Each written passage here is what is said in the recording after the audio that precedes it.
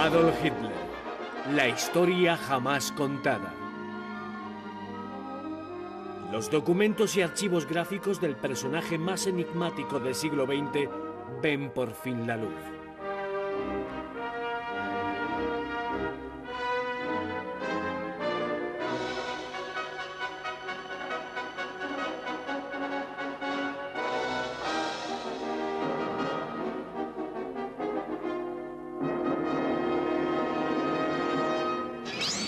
Hitler, ascenso y caída.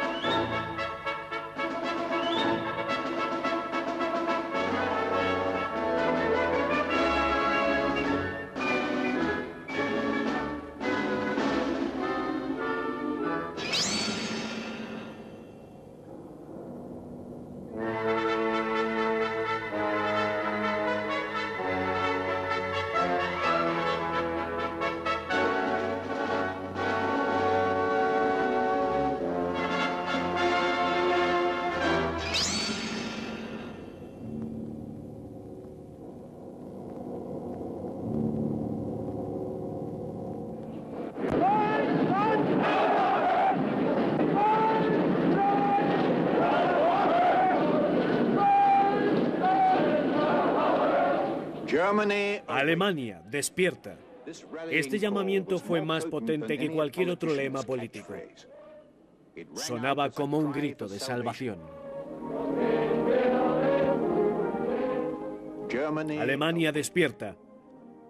Para una nación confusa con la identidad sacudida tras una guerra perdida, la llamada trajo la promesa de un nuevo amanecer, unida a un símbolo y a un hombre.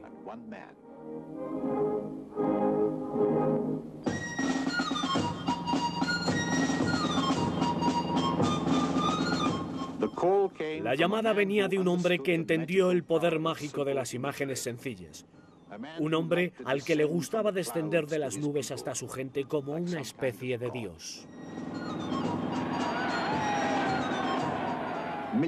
Millones de personas estaban preparadas para entregar su lealtad incondicional a cualquier hombre que les prometiese lo que más necesitaban: ley y orden, un rumbo y, sobre todo, creer en ellos mismos.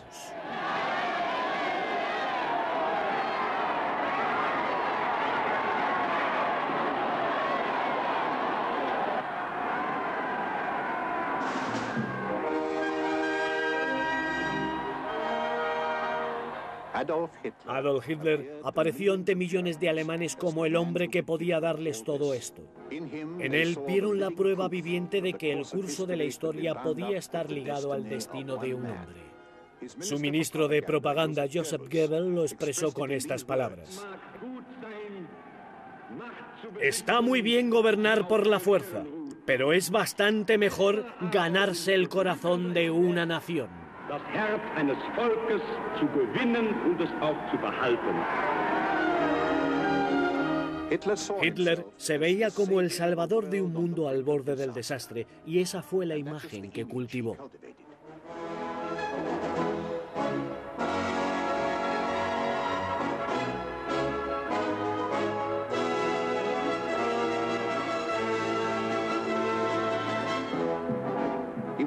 Estaba constantemente rodeado de una multitud de cámaras.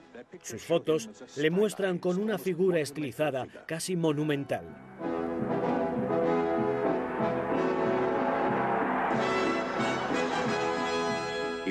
Preparaba su imagen para la posteridad, Un monumento magnífico entre una multitud entregada.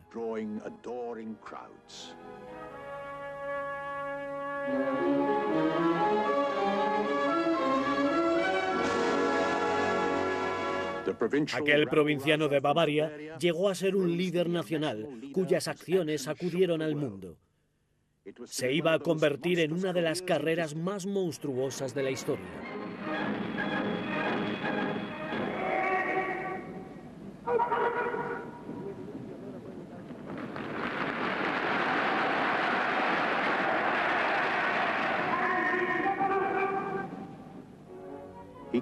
Capturó la imaginación popular a un grado que pocos políticos han igualado. Más que nadie propagó el miedo y satisfizo la nostalgia del elegido, que permaneció solo cargado de grandeza.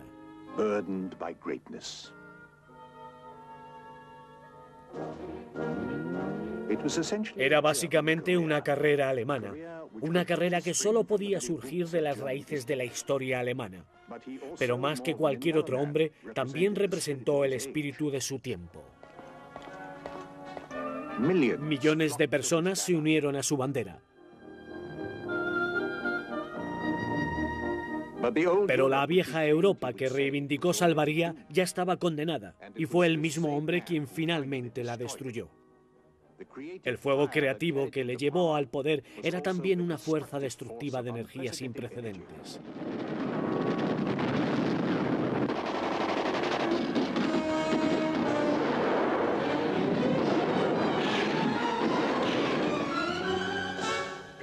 Las vidas de las personas no significaban nada para él.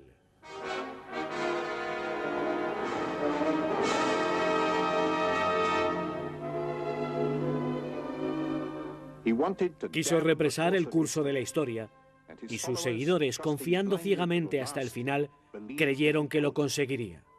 No pensaron en las víctimas. Gracias a él, Alemania y la vieja Europa desembocaron en un final catastrófico y nada glorioso.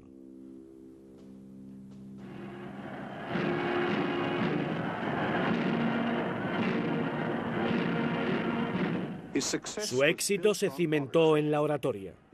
La fuerza de la retórica atrajo a cuantiosos partidarios. Andando a través de una oscuridad misteriosa hacia los sonidos conmovedores de la marcha de Badenweiler, flanqueado por muchedumbres esperanzadas, parecía transfigurado.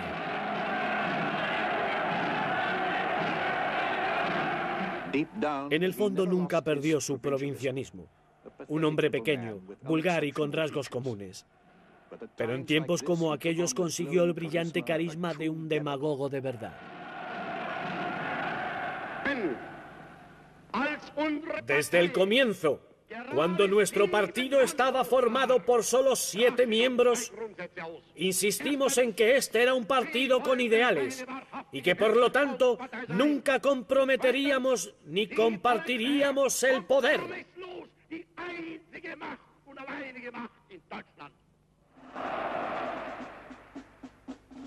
Empezó después de la Primera Guerra Mundial como agitador derechista en Baviera, donde ganó cierta notoriedad por su extremismo. Estaba en las listas de una de las minúsculas facciones políticas que se conocieron en las bodegas de Múnich. Siempre había hueco para otro activista gritón.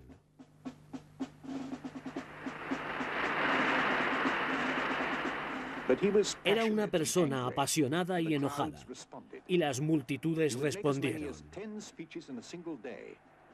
Haría hasta 10 discursos en un solo día, siempre estudiando y mejorando su impacto en la audiencia. Estudió las fotos tomadas por su fotógrafo, Heinrich Hoffmann, y las usó para perfeccionar sus actitudes y sus gestos. La combinación de intensidad maníaca y serenidad ya estaban en evidencia. He hecho un discurso tras otro discurso tras otro discurso, declaró. 10 años después, estaba en el poder.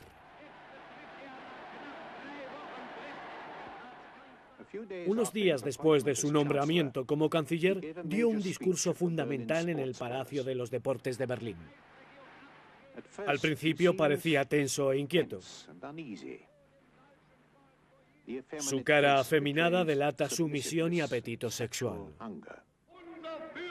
Nuestro Führer, canciller Adolf Hitler, hablará ahora.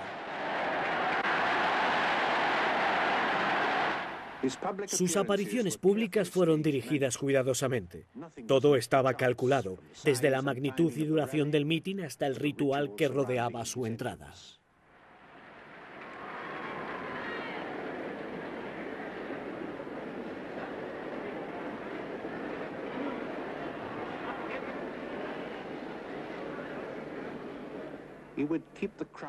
Tendría a la multitud esperando antes de que el discurso comenzara, elevando la tensión deliberadamente hasta el rojo vivo.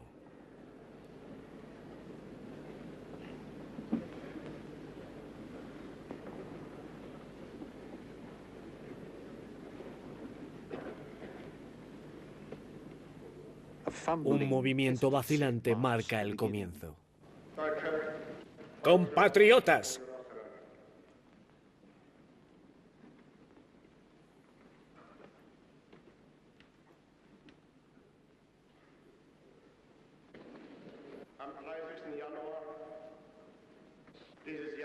El 30 de enero se formó el nuevo gobierno nacional.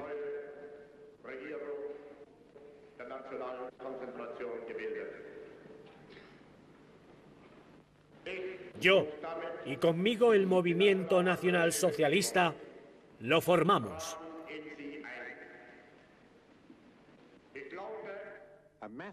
Un mitin de masas, dijo Hitler, se diseña para apagar el proceso de pensamiento.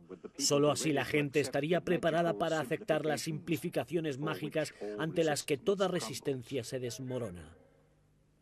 Su ataque siempre siguió el mismo patrón.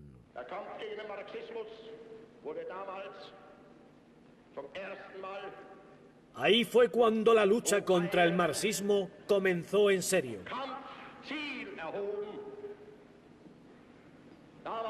Juré entonces, solo y desconocido como era, no descansar hasta que Alemania fuese liberada del marxismo.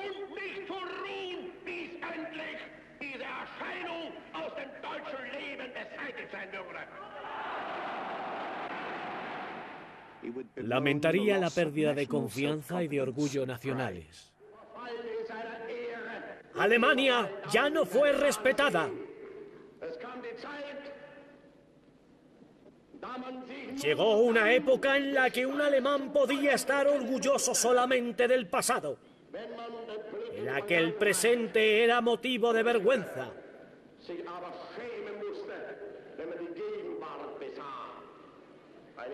Entonces, la inflación se quedó con los ahorros de nuestra gente.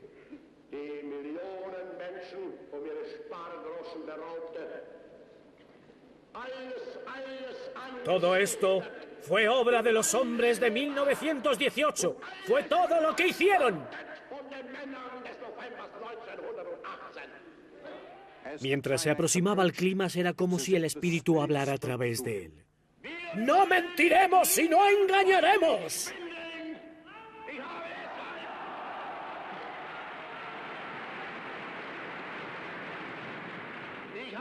No haré promesas vacías, ni hablaré que la recuperación de Alemania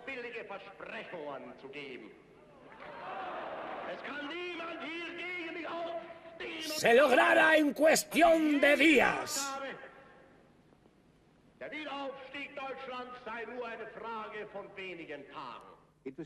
Porque era su energía, no su razonamiento, la que hacía tan convincente su actuación. El futuro de Alemania depende solo de nosotros.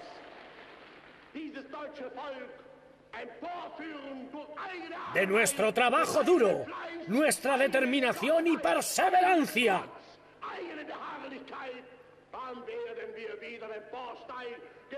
Igual que nuestros antepasados tuvieron que construir Alemania con su propio esfuerzo.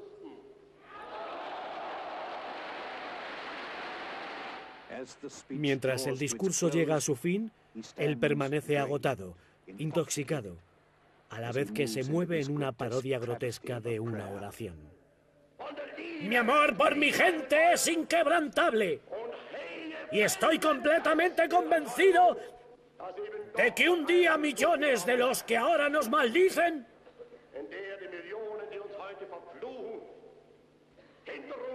saludarán con nosotros lo que nos habrá costado un gran esfuerzo crear. El nuevo reino alemán en toda su grandeza, en todo su honor, poder, gloria y justicia. ¡Amén!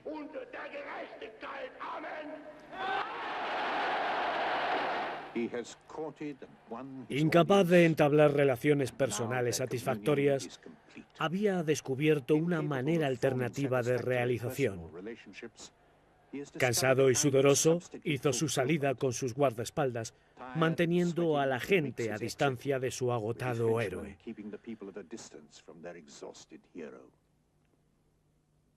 Era un agotamiento maravilloso, fruto de la satisfacción. En estas actuaciones se vio cerca de satisfacer su sueño de toda la vida. El hijo de funcionario austriaco rescataría al mundo del desastre inminente. Esta visión tomó forma en Viena a finales de siglo. Hitler tenía 18 años la primera vez que pisó la capital austriaca con la intención de convertirse en pintor. Le deslumbraron las vistas y los sonidos de la ciudad. Fue al teatro y a la ópera.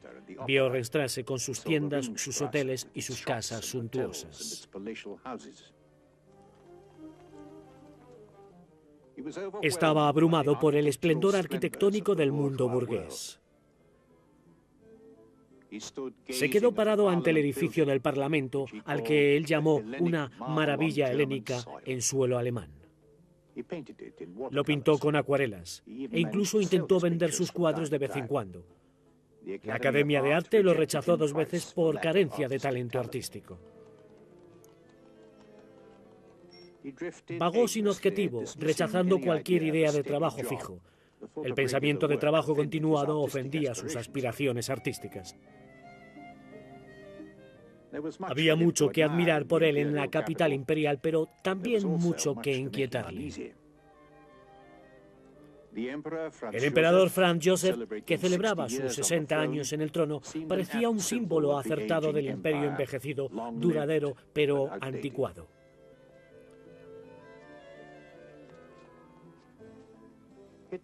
A Hitler le deslumbró esta visión de opulencia, pero la buena vida le eludió. Su hogar era una pensión de mala muerte.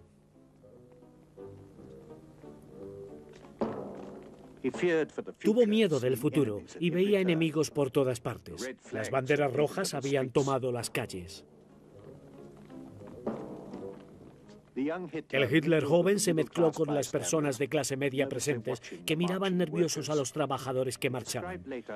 Más adelante describiría que esa vez se quedó parado, sin respirar, sintiendo el viento de la serpiente humana que pasaba, hasta que se fue a su casa, preso del miedo y de la depresión. La población en crecimiento de la ciudad era una mezcla racial inestable, con un elemento judío numeroso. Su mundo parecía un alienígena terrorífico para la burguesía. Su aparición proporcionó fantasías de asesinato y violación en las mentes asustadas.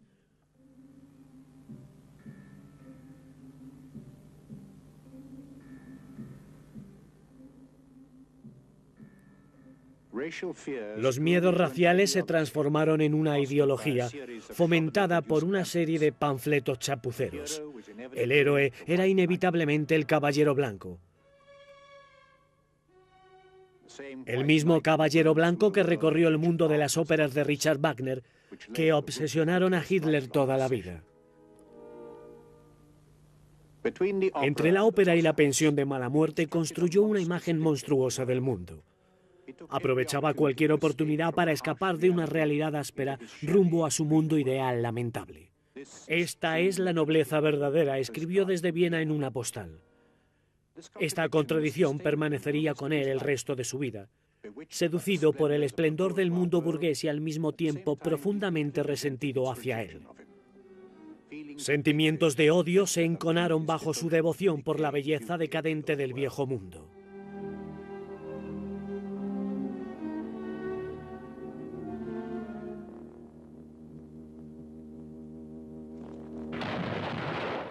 Ese mundo fue destruido y enterrado por la Primera Guerra Mundial.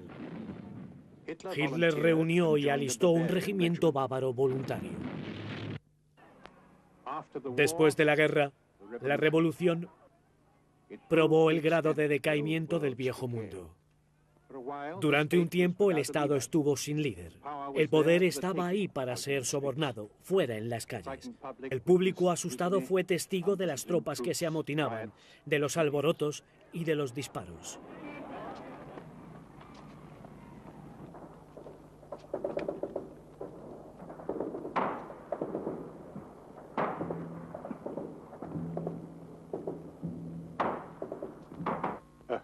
Un hurra al nuevo orden.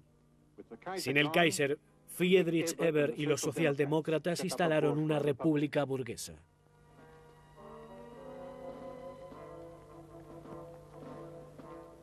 Los socialdemócratas podían lograr el poder solo con una alianza con el ejército, y con la ayuda del mismo salieron de la revolución y restablecieron el orden.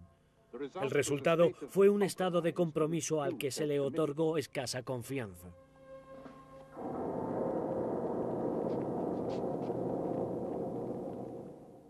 La revolución alcanzó su grado más violento en Baviera. Durante mucho tiempo, Múnich estuvo inundado de idealistas de izquierdas con visiones de un mundo nuevo. Varios meses después que en Berlín, las unidades libres del cuerpo tomaron Múnich. Eran cuadrillas paramilitares formadas para combatir los concejos de trabajadores en el poder.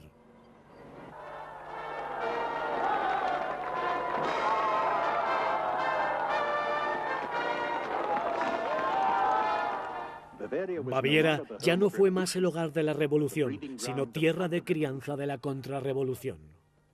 Las fuerzas de liberación se quedaron después de la liberación, soldados veteranos que rechazaron ser reintegrados en la vida civil. La guerra les había enseñado a considerar el mundo en términos de liderato estricto, de obediencia y de ley marcial. Eso no iba a cambiar. Uno de ellos, Adolf Hitler. Había servido al mundo como mensajero en primera línea de guerra y había ganado la Cruz de Hierro. Pero nunca le promovieron más allá de cabo. Sus superiores sentían que carecía de cualidades para el liderazgo. Sus camaradas le consideraban un ser extraño. Pálido y distante, guardó las distancias.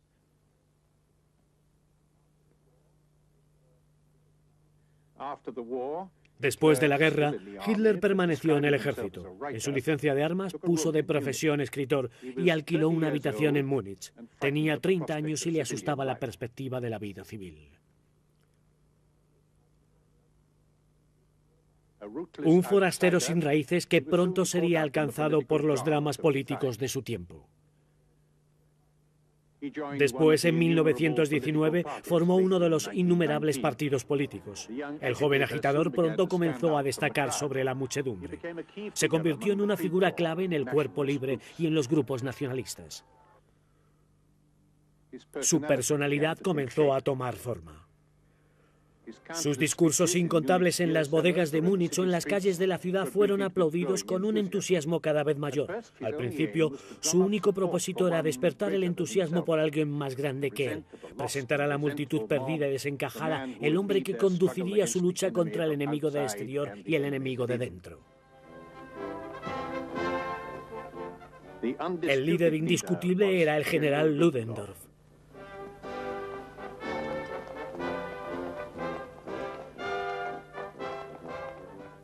3 años más tarde, en un mitin nacionalista en Nuremberg, Hitler ya se había convertido en una de las figuras principales. Había empezado a destacar porque estaba impaciente y sediento de poder, y también porque despreció a sus amigotes reaccionarios, a quienes estimaba como a reliquias vanas de una época acabada.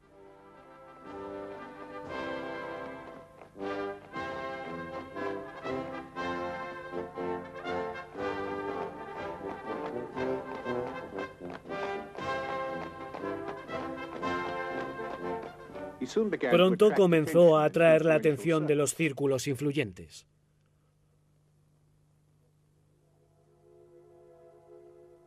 Las mujeres de la alta sociedad apoyaban al joven agitador.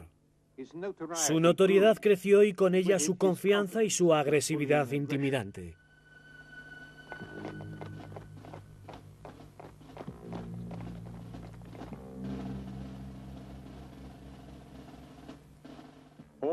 Su máxima era todo o nada. Intentó un golpe de Estado. Por un momento pareció que Múnich estaba a su alcance.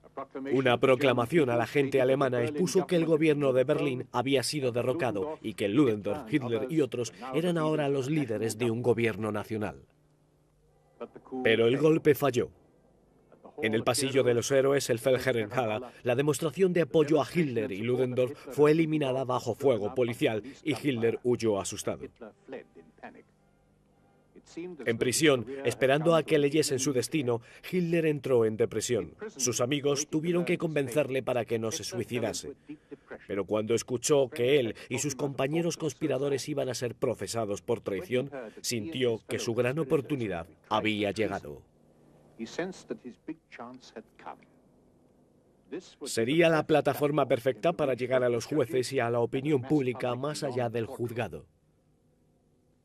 El acusado se volvería el acusador. En vez de demostrar su inocencia, asumiría toda la responsabilidad de sus actos, reivindicando el papel de salvador de la patria.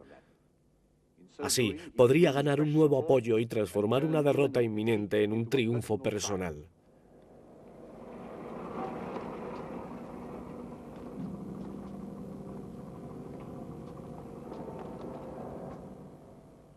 El plan funcionó perfectamente.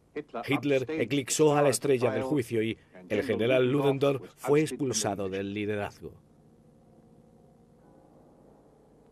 Una fotografía tomada durante el juicio muestra a un Hitler con una confianza en sí mismo recién descubierta. Ya era el Führer, aunque tenso todavía e incómodo en su papel. El juicio terminó con el éxito y la aclamación popular para el acusado. Sin embargo, Hitler fue condenado a 5 años de prisión y llevado a Landsberg. En prisión, todavía se veía como ganador moral y pronto el golpe de Estado fallido se convertiría en un triunfo legendario. De un modo sencillo levantó la realidad. Años después cambió el desastre de 1923 por una marcha de la victoria.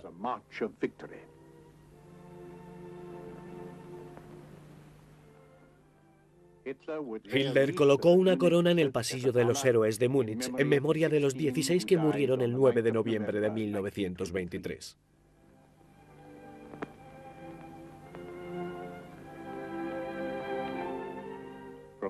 La procesión marchó desde allí hasta la cercana Königsblatt.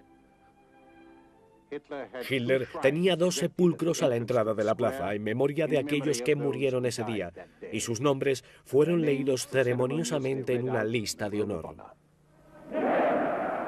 Hans-Erich Rickmack, Andreas Bauride, Klaus von Pape, Lorenz Stransky, Karl Laforce, Theodor von der Pforten. En estos cuarteles de la nación, como fueron designados, los héroes caídos del movimiento comenzaban su vigilia eterna.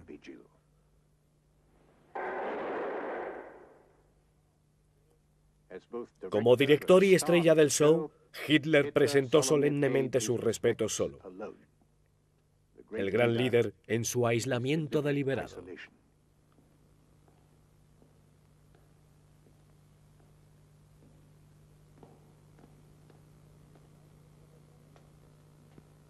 El 9 de noviembre de 1923 fue el día más afortunado de mi vida, declararía más tarde. Su encarcelamiento fue indudablemente el punto decisivo de su carrera.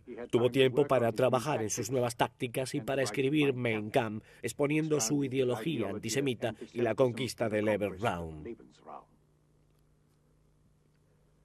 Después de un año en prisión, fue puesto en libertad condicional. Pero su momento no había llegado todavía. La República despreciada no estaba arraigada con firmeza. Esperó malhumorado en Obersalber, observando la Alemania de la que se encaprichaba cada vez más, con una cultura que despreciaba.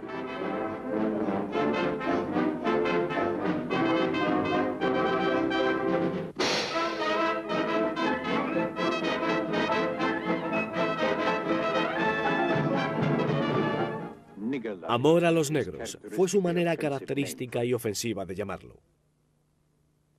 Como político fue todo menos olvidado. Ni siquiera su romance con su sobrina Heli llamó demasiado la atención. Fotos de la vida en el campo.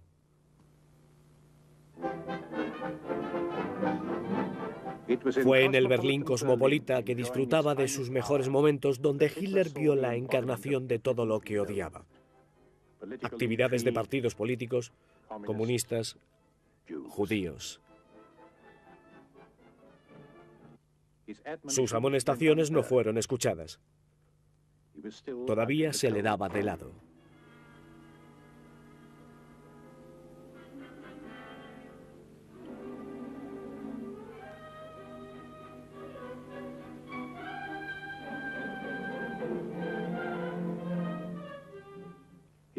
No era más que otro excéntrico de los locos años 20.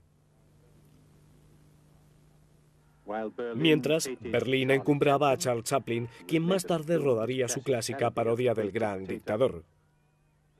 Hitler era igual que el personaje. Había aprendido la lección del golpe de Estado fallido. De ahora en adelante, Hitler evitaría la violencia y se presentaría como un ciudadano responsable. Desarrolló el gusto por llevar trajes oscuros y por rodearse de niños vestidos de blanco. Si no podemos librarnos de nuestros oponentes, dijo explicando sus nuevas tácticas, tendremos que agobiarles a fuerza de números. Debemos ganar apoyo en vez de propagar el terror. Estas nuevas tácticas suponían una gran promesa para el futuro, pero primero tenía que organizar su propio partido. Sin ser todavía el líder indiscutible, Hitler aún estaba trabajando en su estilo. A menudo sus actuaciones eran malas, incluso grotescas, pero estaba aprendiendo todo el tiempo. Imitaba los gestos de los líderes militares. Compensó cualquier carencia en su autoridad personal llevando una fusta consigo.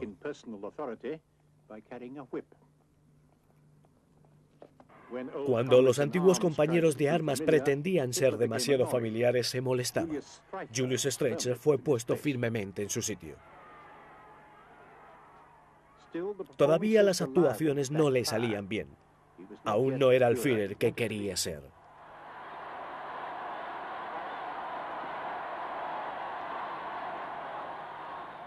En 3 años consiguió organizar a los nacionalsocialistas en un partido sólido. Las secciones locales se levantaron, muchas de ellas motorizadas. Hitler dedicó atención especial a convertir a los jóvenes. Les ofreció lo que querían: aventura, disciplina y la oportunidad de rebelarse contra el mundo sobrio de sus padres. Unas 2/3 partes de las SA, las tropas de asalto del partido, eran menores de 30 años. Cada año Hitler preparaba una concentración del partido en Nuremberg. Los partidarios llegaban de todas las partes del país para formar parte de ella y para ver a su líder.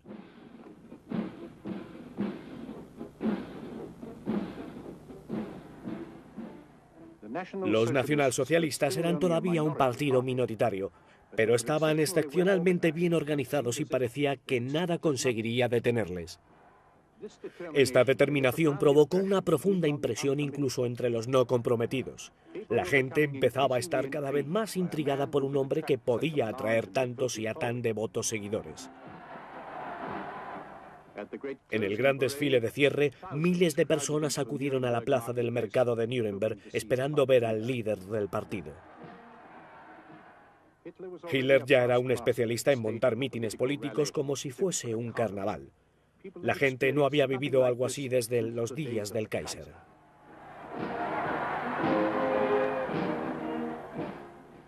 Incluso Hitler podía ser atrapado por el espíritu del carnaval, la poderosa mezcla de uniformes, color y festividad.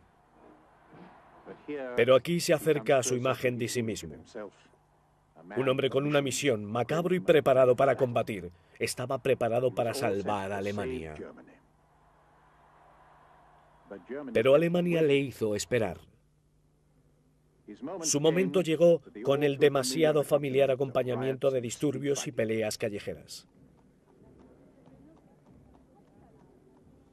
En 1929 el mundo estaba paralizado por una crisis económica. En Alemania los desempleados rozaban los 3 millones. 2 años más tarde, la cifra se dobló.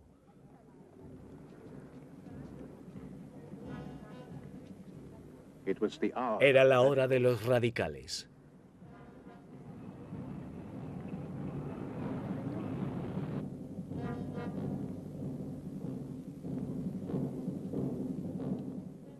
La miseria y la pobreza estaban por todas partes. La gente sentía que estaba perdiendo su vida.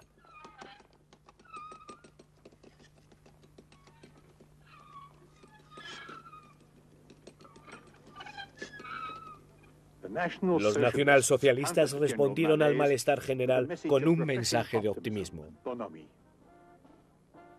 No tenían solución para el problema de la pobreza. Ofrecían al público nada más que teorías. En vez de arengar a la gente sobre explotación y lucha de clases, le dieron un sentido de pertenencia.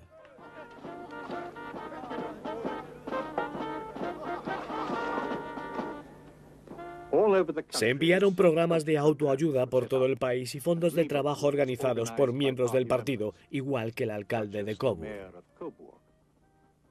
Cualquiera que no tenga una camisa que echarse a la espalda puede siempre ponerse una camisa marrón, decía su consigna. Y hubo sopa también.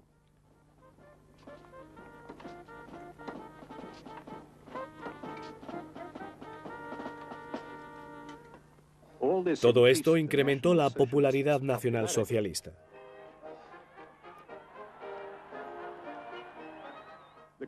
La crisis trajo nuevos miembros y nuevos simpatizantes. La organización del partido usaba las peores artimañas. Miles de nuevos reclutas fueron atrapados por una campaña a nivel nacional.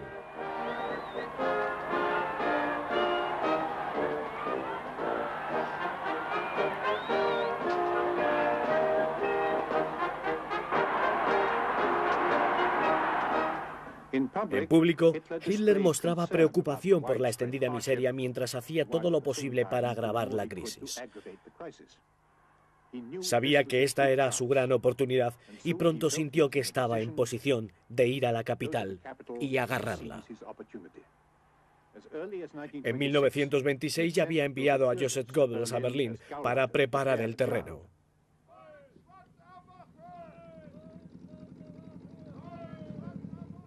El partido nazi más multitudinario, con más iniciativa y provocación, fue directo al territorio rojo.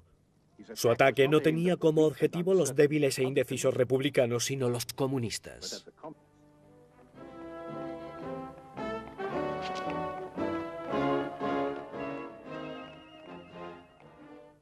Ernst Thälmann era el líder comunista.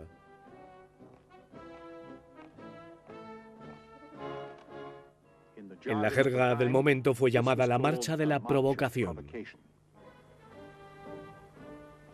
Pronto estalló una guerra civil subterránea.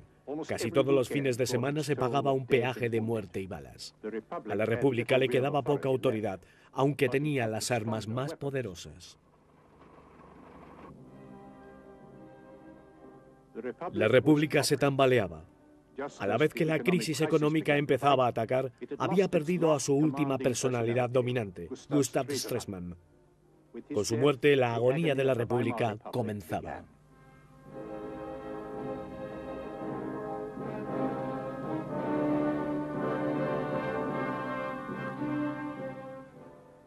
La gente sentía que cualquiera que mantuviese lealtad a la República pasaba por un momento duro.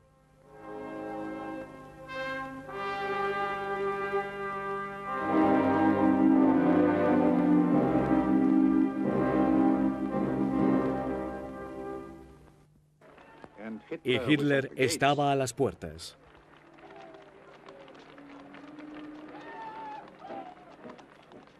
El héroe conquistador estaba esperando entre bastidores. Había tomado mucha ventaja a la crisis. Estaba preparado para ser el centro de atención, el gran salvador. Nunca en toda mi vida me había sentido tan feliz, anunció. La gente le apoyaba con gran entusiasmo.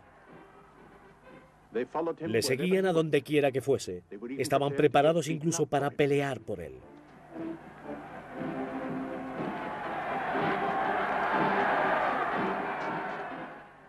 Y Hitler estaba disfrutando de la parte que había ensayado y esperado durante tanto tiempo. Las clases medias depositaron sus esperanzas en él.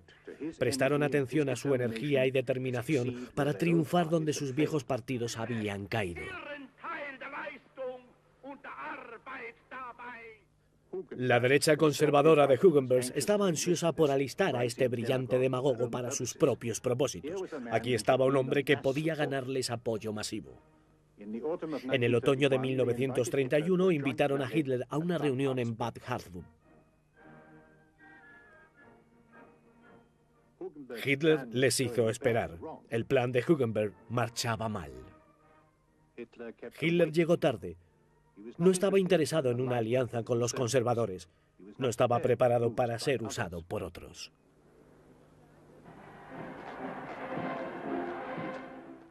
Harzburg pensó que era la señal para un ataque de las fuerzas de la derecha a la República. Pero la gran alianza de los conservadores con los nacionalsocialistas no llegó a nada. No se produjo por Hitler. Su confianza en sí mismo había crecido. Hitler quería conquistar el poder solo. No estaba abierto al soborno. No se había confabulado con los grandes negocios. Aceptó dinero, pero solo cuando era entregado de manera incondicional. En la primavera de 1932 hizo su primer tour propagandístico aéreo, cubriendo 20 ciudades en 7 días. 5 campañas electorales en un solo año. Hitler estaba decidido a destruir la democracia tomando ventaja sobre los significados democráticos.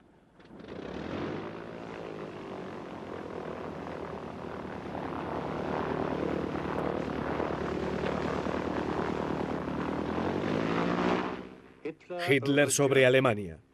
Este eslogan ambiguo fue el que se usó para anunciar el tour. Para algunos significaba una amenaza, para otros significaba la salvación. Un hecho se iba haciendo más claro a medida que su campaña progresaba. Nadie podía detener a Hitler ahora.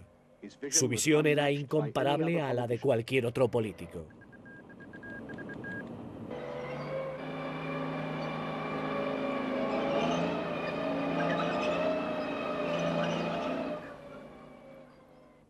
Parecía omnipresente, algo casi extraordinario. Y esto le ayudó a promover la idea de que más que un político era una especie de mesías.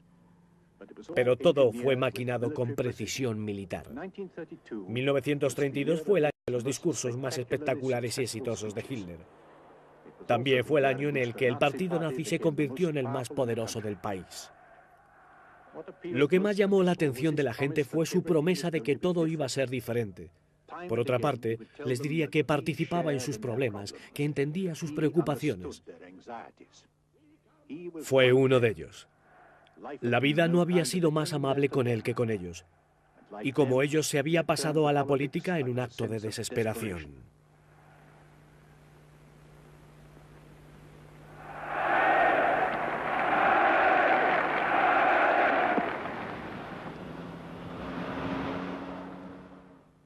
Era infatigable, constantemente en movimiento. El propio Hitler habló de aquellos años de persecuciones incesantes, persecuciones a los nuevos conversos, y viajaría a cualquier parte para conocerlos.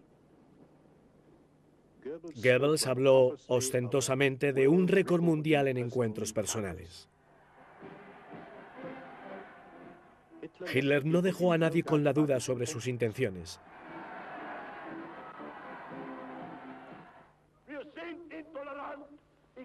Me he puesto una meta: liberar a Alemania de sus 30 partidos políticos. ¿Creen que soy como los políticos burgueses o marxistas, quienes son socialistas hoy, socialistas independientes mañana, comunistas al día siguiente y sindicalistas al otro, o demócratas hoy? Del partido de la gente mañana y del partido económico después. ¿Creen que somos como ellos? Hemos elegido nuestra meta y la perseguiremos sin descanso hasta el amargo final. Este era su objetivo, derribar barreras sociales. Todo fue para salvarles de sus ataduras convencionales y permanecer unidos en una nueva comunidad de la gente.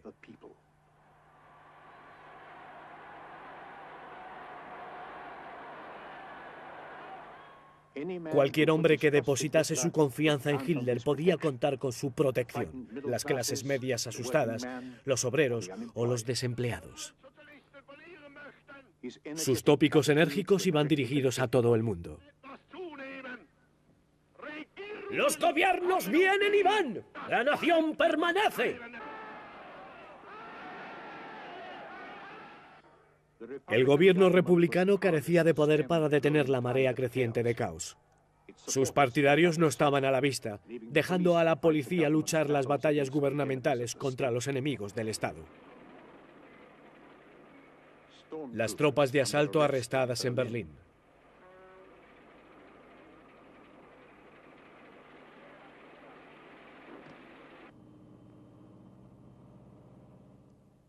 Hitler sobre Alemania. Su meta estaba a la vista. Sus subordinados esperaban en el campo de aviación, Göring y el líder de las tropas de asalto, Ernst Röhm.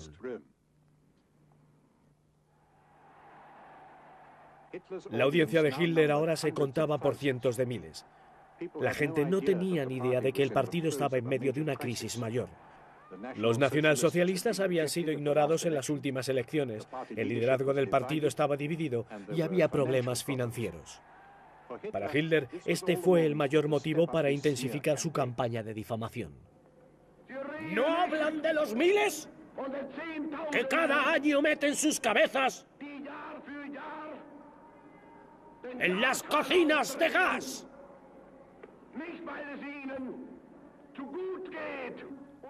Todavía estaba decidido a traer la caída de la República. A nadie le dejó con la duda de ello.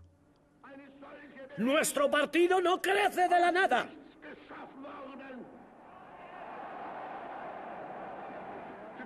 Pueden oprimirnos por todo lo que me preocupa.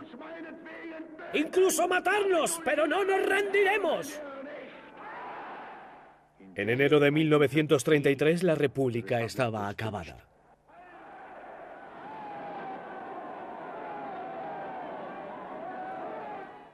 Todavía, toda la energía de Hitler y todos sus discursos incendiarios no habían calado lo suficiente en ellos como para llevarle al poder. Tomó la resignación de sus oponentes para conseguir lo que él quería. Cansados de las batallas sin fin, acabaron por derrumbarse. En la mañana del 30 de enero de 1933, Hitler acudió al Palacio Presidencial. Hindenburg le nombró canciller. Un poco más tarde de las 11, el nuevo Consejo de Ministros prestó juramento. Hitler fingió un comportamiento cortés.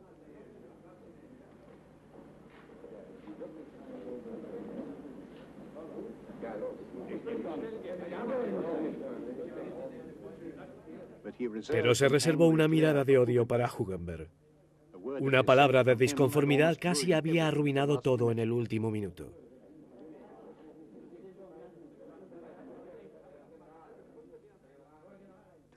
Demasiado tarde. 3 nazis se enfrentaron a 8 conservadores. Ellos contendrían a Hitler. Esa era, por lo menos, la idea.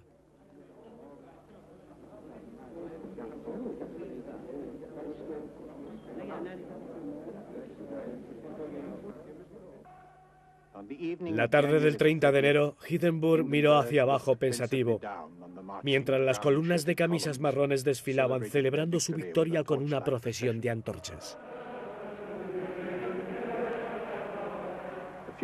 Unas cuantas ventanas más lejos, Hitler dejó bien claro quién era el verdadero vencedor. Era su ejército e iba a ganar todo el poder para él. En apariencia no era más que un cambio de gobierno, pero todo el mundo sintió que solo era el preludio de la agitación total. 4 semanas más tarde, el Reichstag, el Parlamento alemán, era incendiado. Quienquiera que provocase el fuego, solo lograron saberlo los nazis. Esa misma noche comenzó una ola de arrestos.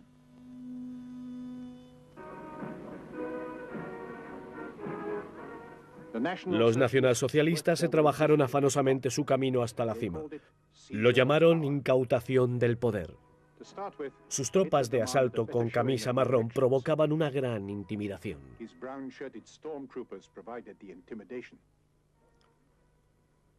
En la víspera de las elecciones, Hitler fue a Kronenberg. Por primera vez, todas las emisoras de radio en Alemania fueron instruidas para emitir el discurso del canciller. El Führer hablará a toda la nación. Llegan de todas partes, viejos y jóvenes con entusiasmada anticipación por el hombre que les ha traído esperanza. Ovaciones ensordecedoras acompañaron al Führer.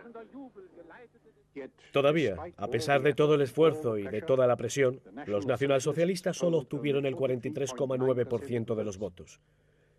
Pero sumado al voto conservador, era suficiente para otorgarles una mayoría ajustada.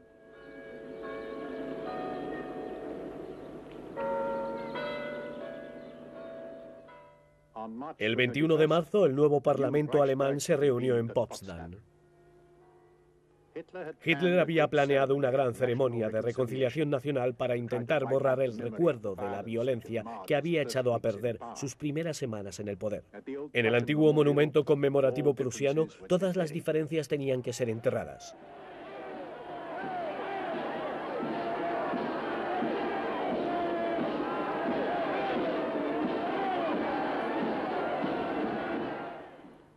La presencia de Hindenburg, el anticuado World War Field Marshal, dieron a los procedimientos el aura de melancolía de algo perteneciente a una época pasada.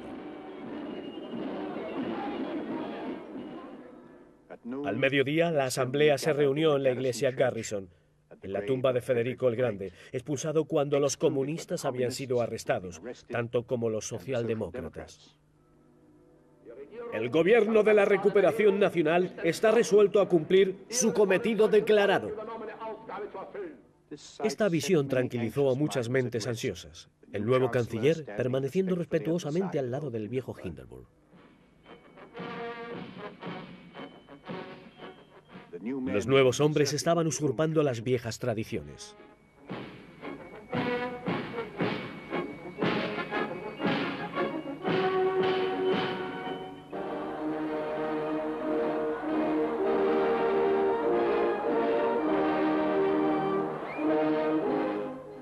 Hindenburg era un mero testaferro. Ignorando lo que estaba ocurriendo a su alrededor, representó la rendición a un pasado venerado. Solo aquellos que veneran el pasado de nuestra gente pueden planear su destino. Recordad mis palabras cuando echéis la vista atrás a los años que están por venir.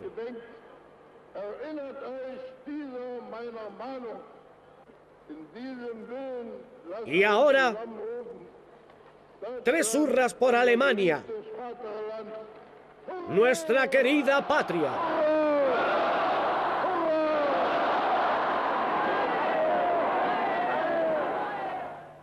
Y entonces Hitler...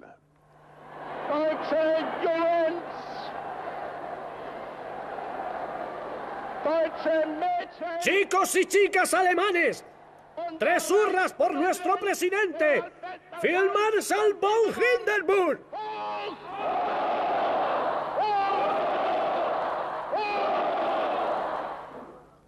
La comunidad de gente de Alemania se estaba convirtiendo en una realidad. El siguiente movimiento de Hitler fue proclamar el 1 de enero fiesta nacional con paga. Era algo por lo que habían luchado generaciones de trabajadores en vano. Ahora era suyo.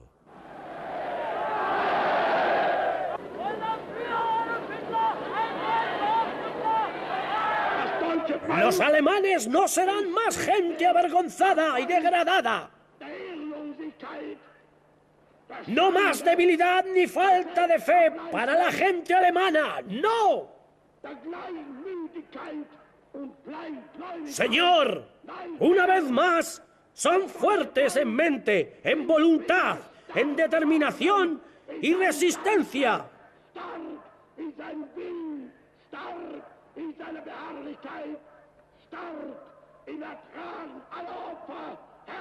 Señor, nos agarramos rápido a ti. Bendice nuestra lucha, nuestra libertad, nuestra gente alemana, nuestra patria.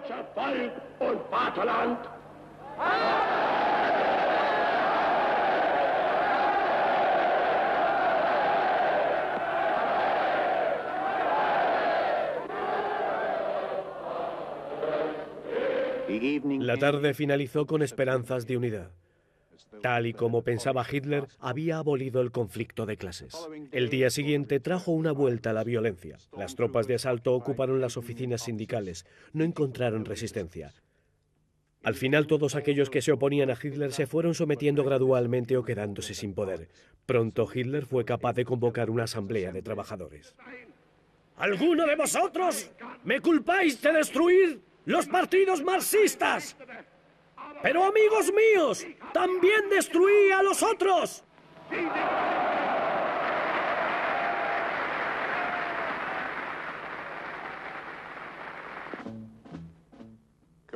Comunidad de gente. Comunidad. Nadie podía retractarse. Todo el mundo era atraído a la línea del nuevo orden. Lo llamaron unificación sincronizada. Llegaron a todo el mundo, incluso a la gente del campo. El 30 de enero, la suerte fue echada. No creo que los enemigos que se rieron entonces sigan riéndose hoy.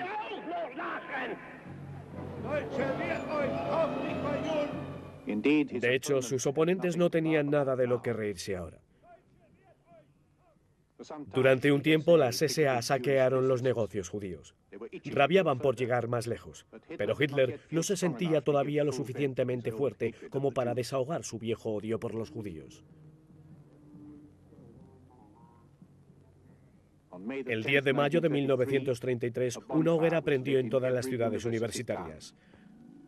Los estudiantes arrojaron a las llamas las obras de los autores prohibidos. En Berlín, Goebbels dio un discurso incendiario.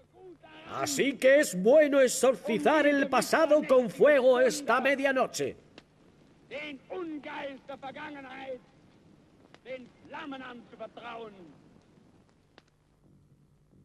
Los primeros judíos vieron lo que se avecinaba y abandonaron el país. En la primavera de 1933 se crearon los primeros campos de concentración. Nadie quería ver tales imágenes. Todo era demasiado embarazoso, demasiado vergonzoso, demasiado molesto.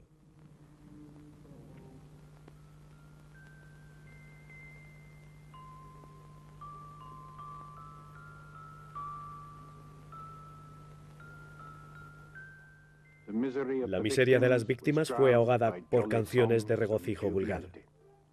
El terror detrás del alambre de espino fue cubierto por el brillo de la diversión y el folclore familiar. Todos formaban una gran familia feliz, o casi todos. Albert Einstein pronto dejó de pertenecer a ella.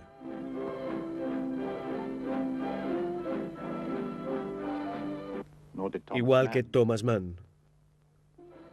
Muchos opinan que, después de todo, no se puede hacer una revolución sin que haya gente herida. Max Reinhardt tuvo que emigrar.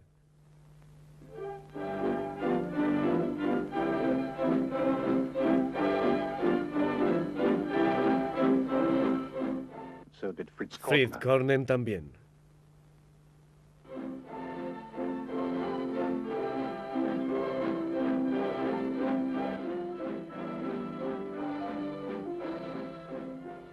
Desesperado, Richard Tauber también se fue. No había sitio para ellos en la nueva cultura alemana. Ernst Lubitsch ya se había ido. Innumerables más le siguieron. Dejaron Alemania a su comunidad de gente y a su provincianismo. El cine alemán hizo lo que pudo para tapar la grieta. Otto Guedur se quedó.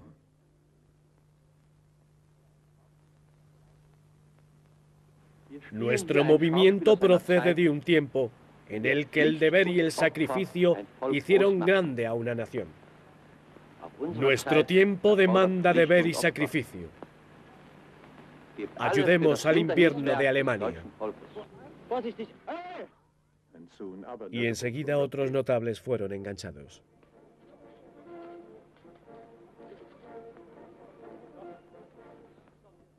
Los domingos era estofado obligatorio para todos. Momento de reunión de la comunidad de gente.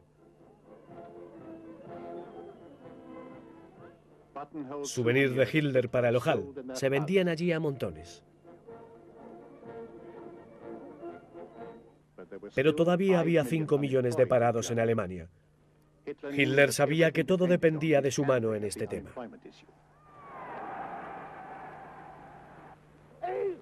Y dentro de 6 años, la gigantesca reconstrucción de Alemania atestiguarán nuestra voluntad, el trabajo duro, el talento y la determinación.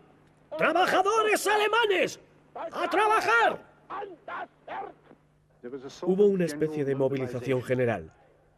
El trabajo empezó en la autopista.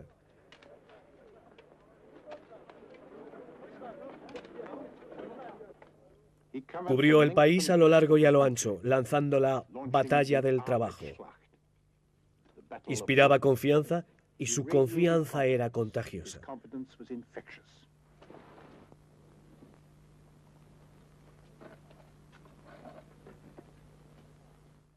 Poniendo la primera piedra para la nueva Casa del Arte Alemán en Múnich.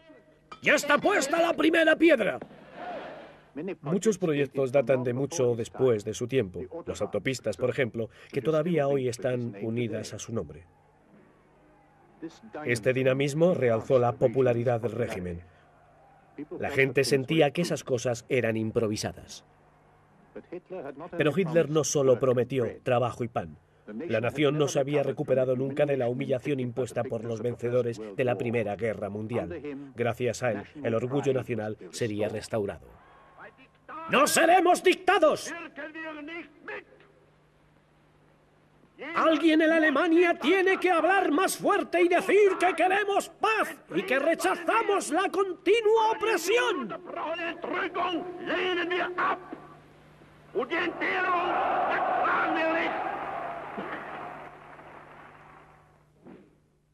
Pero el verano de 1933, Hitler casi había alcanzado su objetivo. La creciente confianza se mostraba en su comportamiento. La primera fase de su incautación del poder estaba completa.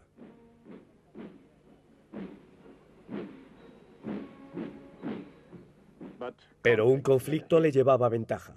Hitler corría el peligro de ser capturado en el fuego cruzado entre los dos países que se oponían a las fuerzas armadas. La resistencia del Reino, la Fuerza de Defensa Nacional y las SA.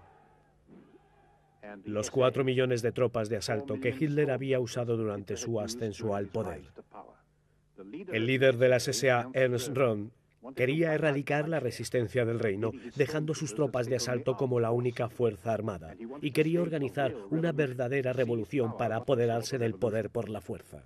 Su plan era minar el Estado desde dentro y en repetidas ocasiones tuvo que llamar a las SA al orden. Ha empezado una nueva era, y no somos meros espectadores. Nosotros la estamos determinando. Hitler estaba todavía indeciso, pero el sucesor de Röhm ya estaba justo detrás de él. Heinrich Himmler, jefe de las SS.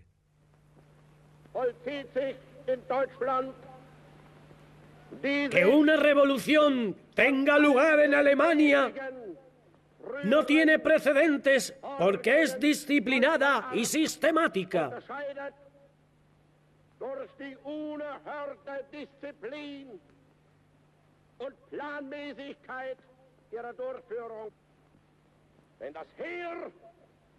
El ejército maneja las armas de la nación, pero vosotros debéis proporcionar la voluntad política para construir la nación alemana.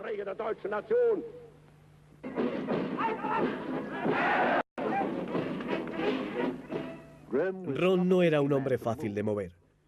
Era un inconformista, agresivo y déspota, aunque con cierta lealtad a su maestro.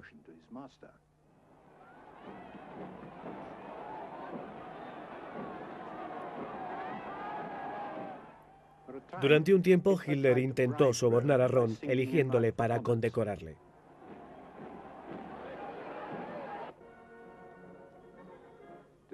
A pesar de esto, el conflicto se intensificaba. Al final, Hitler recurrió a su probado doble juego. Acompañado por un guardia de las SS intimidante, apareció en una reunión de las SA.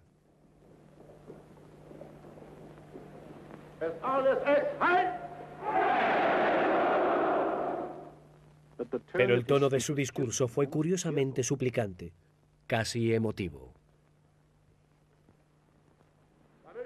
SA y SS, gracias por vuestra lealtad inquebrantable. Todo esto es vuestro trabajo. Sin vosotros, Alemania nunca hubiese podido salvarse. Vuestro coraje y perseverancia os otorga el derecho a consideraros los salvadores de vuestra gente.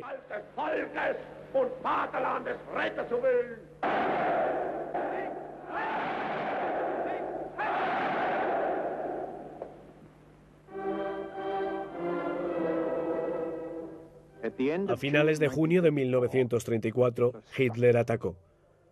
Ron y casi todas las figuras principales de las SA fueron asesinadas.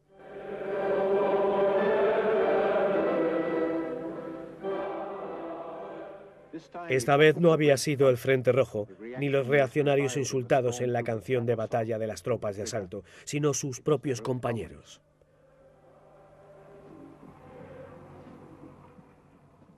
Los asesinatos conmocionaron y alarmaron al público.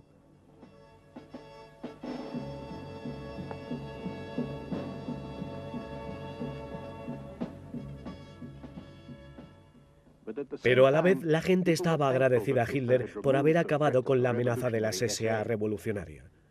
Se convencieron de que el movimiento había alcanzado la mayoría de edad y se portaría bien de ese momento en adelante. Fue una ilusión que Hitler alimentó con cuidado.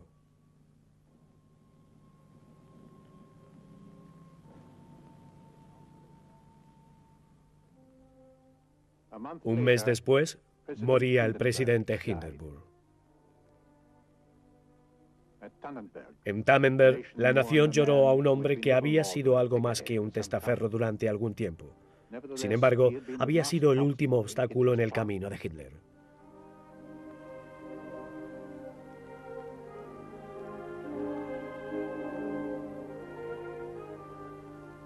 Hitler había esperado impacientemente para este día. Ahora tenía todo el control.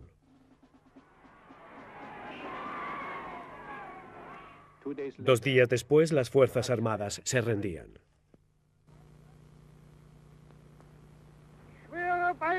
Juro ante Dios este juramento sagrado.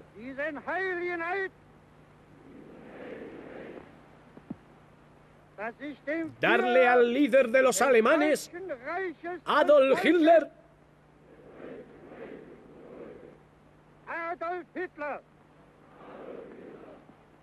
comandante supremo de las Fuerzas Armadas, obediencia incondicional.